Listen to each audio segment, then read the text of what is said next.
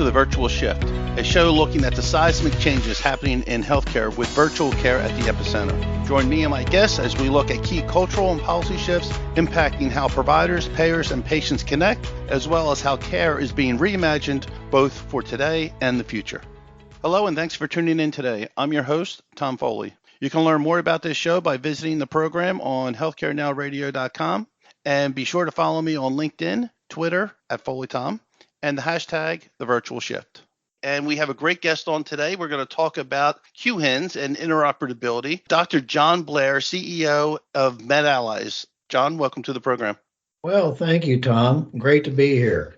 So interoperability is the 2024 buzzword, if you will. Interoperability is a key factor, as you know, into the overall U.S. ecosystem. So a lot going on. MedAllies was just, I believe the correct terminology is just credentialed, if you will, as a QHIN. Is that the proper verbiage? They like to use the term designated. So we were designated, I think, on December 12th last year. So tell us a little bit about MedAllies, and then we can get into TEFCA and QHINs and more. Well, it's interesting you said that 2024 interoperability is a buzzword.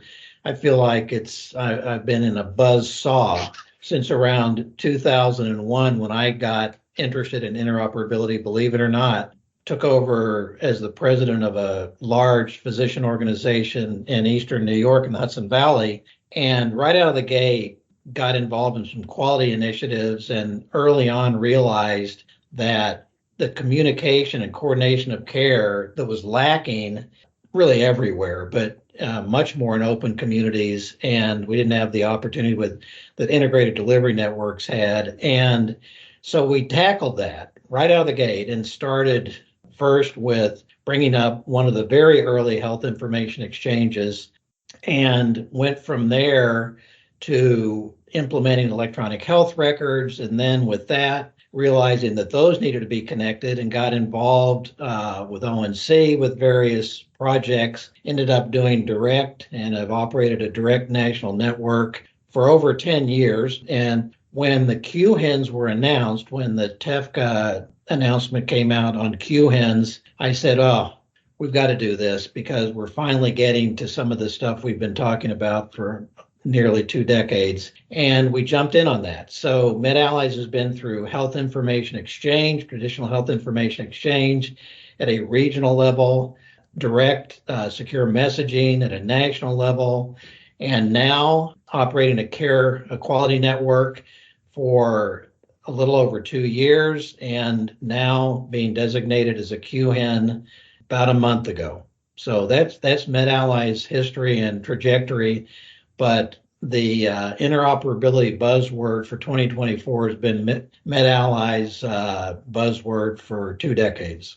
Yeah, I will say that you and MedAllies have been at the forefront of health IT innovation much longer than what most consider the market to have existed. And when you talk about being an HIE and doing interoperability, I believe that was all way before the High Tech Act. And doing the adoption of EHR. So you did it on your own. You didn't do it with incentives. You didn't do it with anything else but the desire to do it right and do it maybe differently to address some challenges that you had. So hats off to you and MedAllies for being leaders in the market for, to your point, decades as opposed to the last couple of years, as many have done.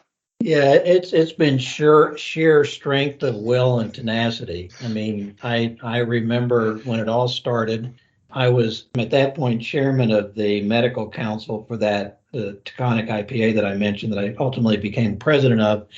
And every month we would meet and it would degenerate into an argument with primary care blaming the specialist for never sending any information back to them when they sent a consult or got a consult, and then the specialist complaining that they never got any information when a patient was referred. And I'll never forget turning to the guy that I worked closely with for years, Mike Freeman, and said, okay, I can't take this anymore, Mike. We're gonna tackle this, and I'm gonna start a company. We're gonna teach the doctors how to interoperate, or not how to coordinate care through technology. I said, we're going to get this fixed in a couple of years. I can't stand it. Over 2 decades later, we're just getting going. So anyway, so much for my prediction, my skills for prediction. But the one thing is, I've never let go of it. Never let go. And I'm kind of happy with where that I didn't, because now with what's going on with TEFCA, I think we're really going to have a shot. And before I actually retire, I think we're going to see some really great stuff. Yeah, you mentioned, timing. Isn't that part of the challenge that we all have, right? We know what we need to do, and my personal belief is that there's no unified strategy to get there. Now, we had strategy, call it strategy, adopt an EHR, otherwise you're going to get financially penalized, was the strategy, right? That's the way I look at it. And TEFCA took a long time to develop. The standards took a long time to stabilize itself, and now here we are with QHIN. How do we move faster? Because I look at the next 6 years. 2030 is when CMS has this idea that all providers will be in a risk-bearing contract, and in order to be in a risk-bearing contract, a lot of it is, to me, is dependent on data. And if you're going to be dependent on data and the analysis of that data, you need something like a QHIN, if not QHIN in and of itself, to be that go-to tool for your data. What are your thoughts on that? Well, when you talk about timing, this is, and that's what I didn't realize at the time when I made my comments, because I felt like the providers wanted this, put some infrastructure in place and we'll figure it out. And the reality is it's way, way, way more complicated. Now, you brought up risk-bearing contracts. I would submit that if there were risk-bearing contracts or serious financial incentives from the beginning to do value-based care, then probably we'd probably shave a decade off of this work, because then those that actually need to be doing this would want to do it. So what we've had, though, is there's not really strong financial incentives. So now what you've got to do is kind of figure all of this out, get all of these things in place. I'll talk to you about the different pieces. And then at the end of the day, you still have the biggest hurdle, which is change and change management. So even if something's better after, if you go from something that's not as good to something that's better, still you've got that bump of change between the two. And getting over that bump is the real hurdle. So, if you were getting big incentives for this, or there was real, risk, you talked about risk. If you had that in place, that last piece of the significant change management, changing what you do in your practice, changing what you do in the hospital, changing how you do all those things, would be much less of a problem. So we still got that. And, until you make it just almost perfect and really easy, you're still going to have that bump. But when you talk about timing, there's a lot here. You've got to, get really universal connectivity. Now we're probably better than halfway there, but as 70% or so of the hospitals are connected, so 30 are not. And on the ambulatory side, it's worse than that. And then when you get to post-acute care and other sectors of the healthcare industry, it's even worse than that. So step one, how do you share information if you're not connected? So that's got to get finished, which I think TEFCA will help with. Second is the data quality, what's moving around. If I query a national network right now and get back 10 CCDAs and have to rifle through those to dig out one or two things that I need, how useful is that? Let alone the quality of those documents, and let alone duplication of that stuff. So you still have a mountain of things you've got to get through to improve the data and to improve the usability. Now, again, that's another thing that's going to get hit hard with TEFCA. As you know, Sequoia has got a data usability project, and they now have a data usability taking roots, which is implementing it. We're taking a leadership position in that. We're very strong on that. And, one, you connect, two, you start having usable data. And then the last is, again, you've got disparate systems, and, you're not on one system across multiple care settings in an integrated delivery network where you can easily, whoever's working on that software, the teams that are working on the ambulatory side of it and the inpatient side are all under one, corporate structure and one vendor. So you don't have that. So coordinating that, I believe, will improve with TEFCA, and that's got to be done in terms of workflow. And then lastly, you're now not just going to be doing treatment. You're layering in individual access services, public health, operations, which will pull in payers. And those kind of things, when you talk about timing, all have to be working. And I think those are now all going to the catalyst of TEFCA and the government kind of getting involved to a degree with this public-private partnership. All those pieces will come together to jumpstart this and be a catalyst in terms of the timing. But again, at the end of the day, all of that done, if you don't have the incentives and you just, taking on risk is an incentive, because then you need to do that. Without that, you're still gonna have a bit of a slog at the very end. Training and changing how you do these things. So you mentioned a couple of things. The one thing that came out is, yes, I'm going to submit this query and I'm going to get all this data back.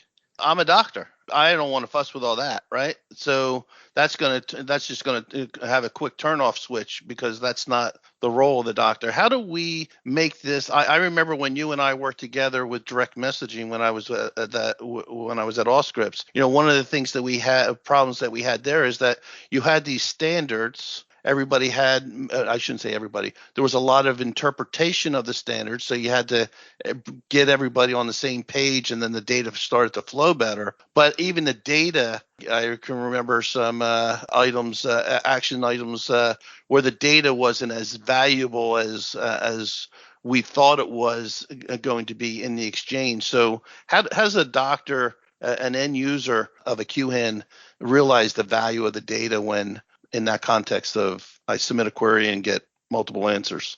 Yeah, and beauty is in the eye of the beholder, and we think we know what they like, but we need to find out what they like from those that are users. But in terms of valuable data, I think it's usable data. It's got to be usable. And what you're hitting at a little bit is on usability, which gets into data and also software design. The human factor part of software design, all of that comes into play. But if you look at the QHINs, there's really two flavors. There are those that have a clinical data repository, and those will be able to serve up a longitudinal view. So that's probably more usable. Now there's all issues, around the CDRs and everything too, but that's a different discussion. But that, you're going to probably have a better shot at usable data there. As opposed to those that are federated like MedAllies, we're not clinical data repository. And that's exactly the complaint I've heard, for the last several years. We just get back a slew of documents that are not really usable. And back in the day when we were implementing EHRs, we probably had 2,000 providers we implemented in the Hudson Valley and got everybody up and running on one of the national networks at that time, and got them all using it. And a year later, only one practice was using it because it wasn't usable. Now, that vendor has fixed that problem in the interim in the last 8 years. But what we have done as a QHIN, since we are bringing back those documents, is on the fly, we've built out capability in our platform that takes those documents, cleans them up, puts them through a thing that checks them and grades them and takes care of any kind of problems with the standards, and then we deduplicate them and create a summary view.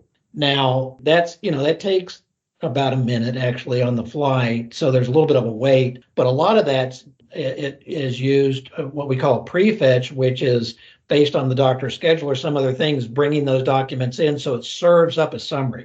So we've done that because I knew better as a practicing provider that you're not going to be able to do much with those documents. And we witnessed it when we implemented this stuff, a decade ago. So we've created that summary view, and which then you can, through provenance, go back behind that summary view into the specific CCDAs if you need to. And that summary view is also a document, so you can bring that into your EHR and pull data in. And there's going to be a search capability on that.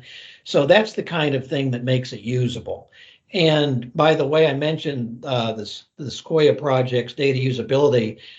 We have built ours at spec to version 1 of that data usability document, and we're tracking so that when the next version comes out, we'll upgrade what we're building to that. So again, we're focused on usability because we know at the end of the day, you can connect all you want. If it's not usable, it's not going to be of value. And how do you see the network as a whole, a collective of all the QHINs? So in today's world, I'm going to use the remote patient monitoring model, right? Today, a provider, maybe let's just call it, maybe it's the cardiologist that put a patient on remote patient monitoring. The cardiologist sees the data, right, which is great, but the primary, other members of the care team might not because they're not in that same EHR. Do you think that this is part of how the overall ecosystem solves this data sharing problem? So whether you're the primary or the cardiologist or the urologist, everybody starts to see the same data at the same time and ultimately being able to affect how they engage that patient? Well, I don't think you're going to see the same data at the same time without some kind of trigger, because you've got to activate that query to get it back. Now, that can be automated. As I said, we have prefetch that goes off the doctor's schedule the next day, or, if it's an insurance company that does for some triggered reason, but you're not going to update all the systems out there when anything happens automatically. You got to have that trigger. I will say this again to distinguish QHINs. Another variation on the theme are those that are going to have an EMPI and a record locator service versus not. We do have an EMPI and record locator service. So if I go out, if I'm going out for Tom Foley's information, every single place you've been, if they're connected to a QHIN, I will get back your information because in our EMPI, we know where that is. So that's a value because if we didn't know where it was, every single time we looked, we'd have to hit every single endpoint. Yeah. And if you can imagine tens of millions of transactions every day and you have to hit every single endpoint, you're going to bring these networks down. So having that EMPI is helpful so that we can target exactly where it is. And it's also helpful because the systems that connect to us they're going to get on the other networks that don't have that targeted capability, they're going to be banging everybody every day. So you're looking at tens of millions of transactions hitting a system. And even your large EHR vendors are going to struggle with that. For us, you're hitting our EMPI. You're never hitting an edge system because our EMPI knows where it is and then sends that back to the requester who then can hit that system because they know the data's there. Yeah. So those are, those are important things to think about. Yeah. As you know, I live down here in Florida now. So I constantly hear through my mother-in-law's friends who are mostly snowbirds, they have trouble because they're, typically 70 and older, and they go from state to, they go home for a short period and then come back. So, but they have two sets of doctors, right? They have the Florida doctors and they got their home doctors.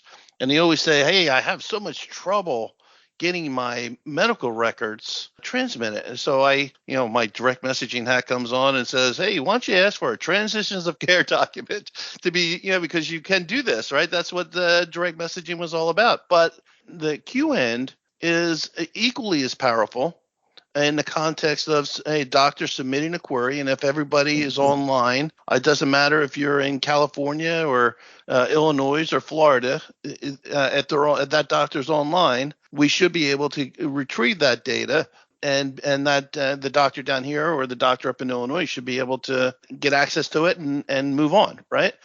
What do you say to that use case in context of the value of QHIN?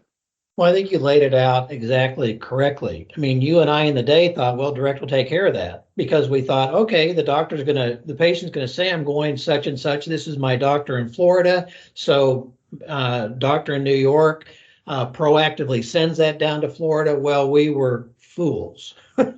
That's not how it works.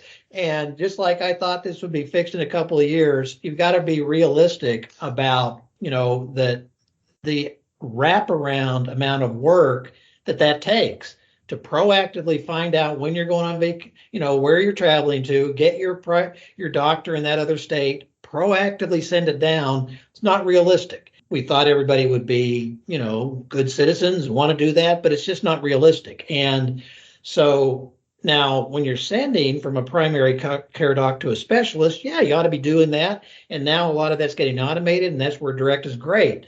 But the situation with the snowbird is perfect for QHIN. No different than a student going off to college, in another state. I mean, all of those things, now when you see that new provider, wherever you're going, whether it's to college or whether you're a snowboard going down to Florida, that if the doctor that you see in New York or whatever other state you're coming from is connected, and I mean, we're going to be connecting about 50,000 doctors this year that were never on a network. So if they're on any of those practices and that doctor in Florida then queries, they're now going to get that information, not just from that doctor, but from the specialist that you see and others. So this is perfect for that. And, the lift to achieve getting that information is much lower than the other proactive push for that situation.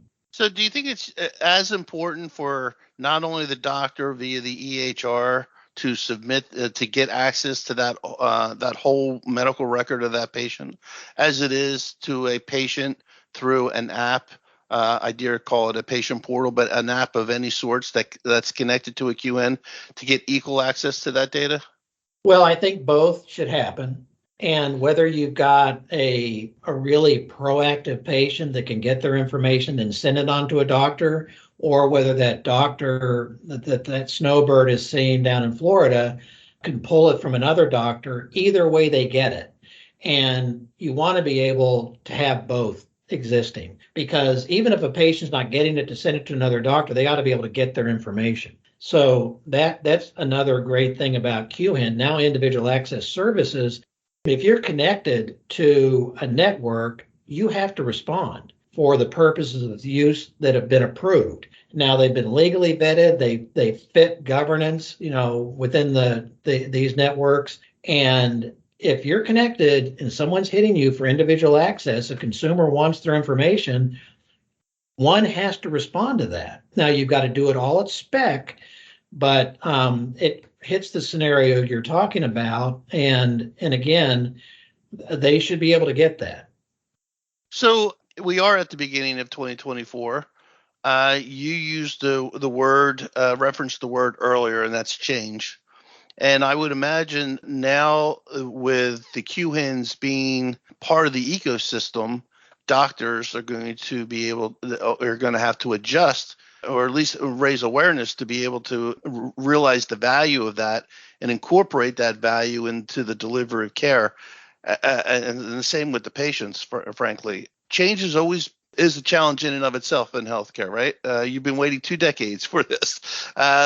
So what would you say to the doctor out there, being a doctor yourself, obviously, what advice would you give them on just how to move forward with this new model?